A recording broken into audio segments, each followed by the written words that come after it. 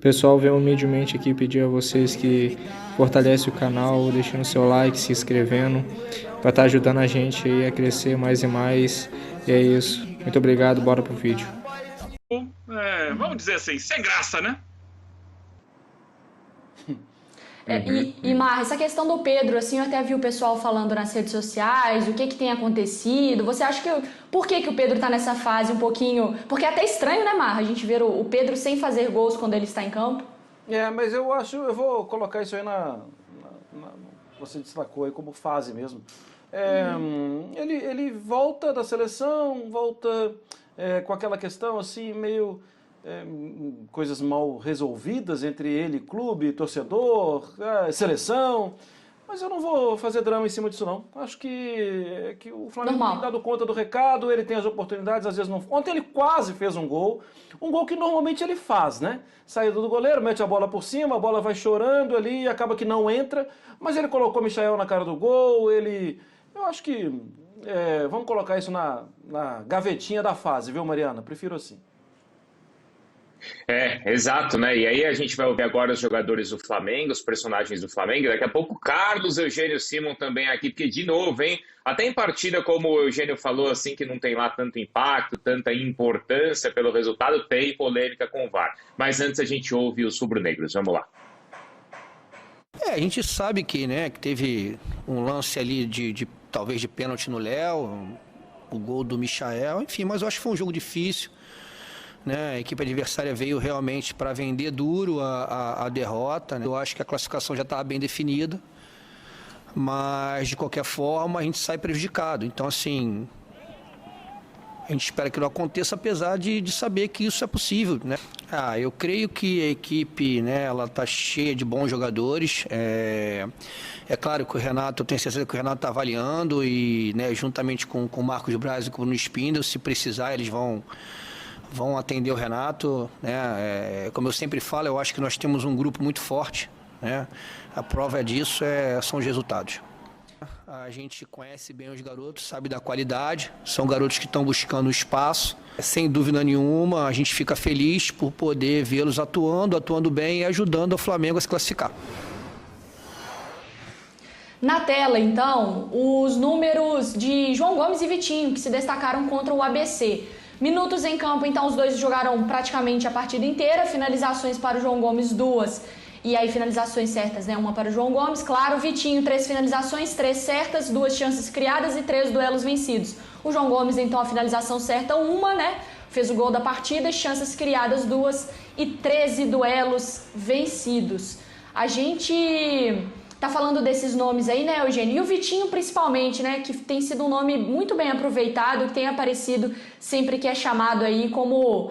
Quem que você coloca como esse 12º jogador, um jogador assim de confiança que pode vir do banco de reservas? Eu acho que esses 3 nomes, o Vitinho, o Michael e o Pedro, têm sido mudanças recorrentes no time do Flamengo, Tem entrado e são jogadores que a gente sabe que conseguem... manter basicamente o nível, se não exatamente o mesmo nível dos titulares, mas eles conseguem manter o time muito competitivo, muito forte. Eles são alternativas interessantes. Não dá para dizer assim, eles saem do banco e eles melhoram o Flamengo, eles mudam a cara do Flamengo. Mas o que é muito difícil, porque o time do Flamengo titular é muito forte.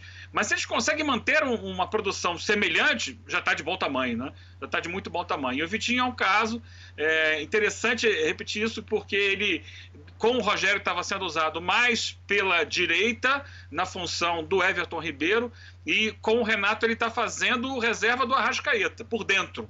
A gente já viu o Vitinho jogar pela esquerda também, várias vezes. Então ele tem essa versatilidade. Eu queria falar de um outro nome que nós acabamos de ouvir, que é o Maurício Souza. É o técnico do Sub-20 do Flamengo, que várias e várias vezes é chamado para dirigir o time principal.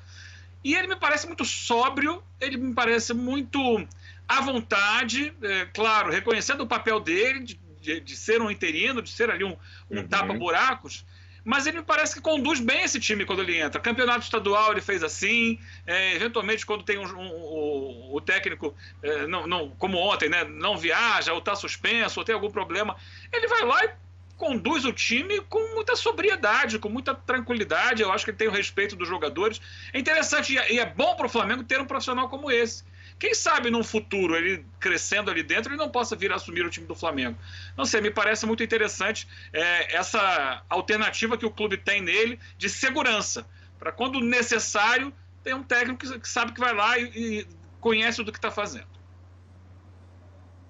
Fala, Marra.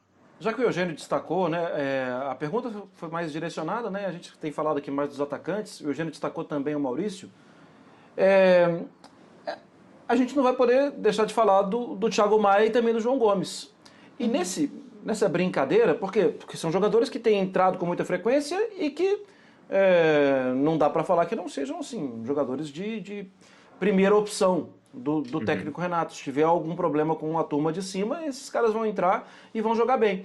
Ou seja, já parou para pensar que a gente falou de Pedro, Vitinho... Dá um time inteiro. Oi, não ouvi? Dá quase um time inteiro aí, já falamos 6 jogadores, 5 jogadores. Isso, Pedro, Vitinho, Michael, Thiago Maia, João Gomes, a gente está falando de 5 jogadores. E ainda podia falar do Mateuzinho, que ontem até foi um pouco abaixo do normal. Isso é muito interessante, né? Isso é muito interessante porque isso mostra que esse time, o time de cima, que tem uma sequência, o time titular, né, que tem uma sequência muito legal, né, de vitórias, em algum momento as exigências do calendário podem fazer o Renato parar para pensar. E se ele parar para pensar, ele tem, sem a gente fazer muito esforço, né? Ele tem 5, 6 jogadores que poderiam entrar ali e dar um descanso para outro. E aparecer bem ali também. Agora, assunto VAR, hein? Esse é Copa do Brasil, é Campeonato Brasileiro, hein, Mariano Spinelli? Não importa